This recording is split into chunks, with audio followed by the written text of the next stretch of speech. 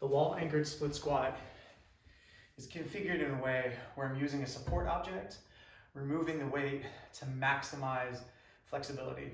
And in doing so, we're not going to necessarily get any stronger, we're not going to necessarily improve the balance, but we're going to improve how we can smush ourselves down in this position to check that box. And done correctly, this can be very taxing in its own right.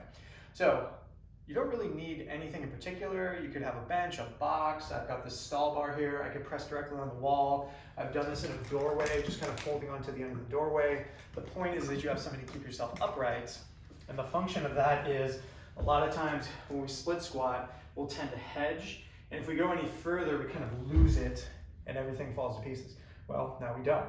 So I push myself as I'm bracing, pushing myself sort of up into the position, and if I were to let this go, I immediately want to come forward. But the benefit of that is that I'm able to really clamp down on this front leg, and I'm really able to extend on that back leg. So chances are you have one of two issues with the movement if you're seeing this. One is back leg restriction, in that it won't straighten out.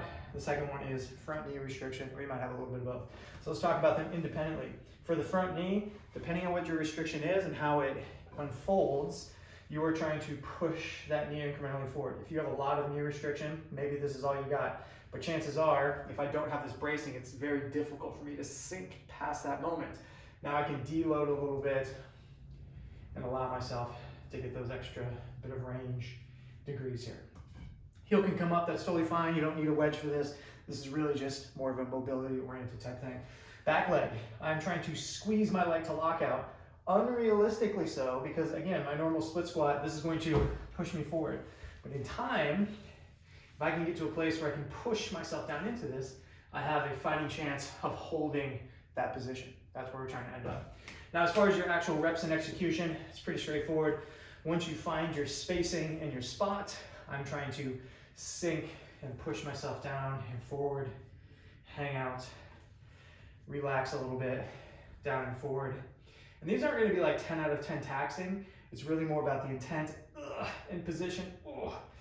And I'm trying to smoke the end ranges in my hips, and even just doing 5 or 6 here, my restrictions across that back leg, I can really feel that hip starting to open up. Intent, position, smush yourself down into it, use the wall to your advantage.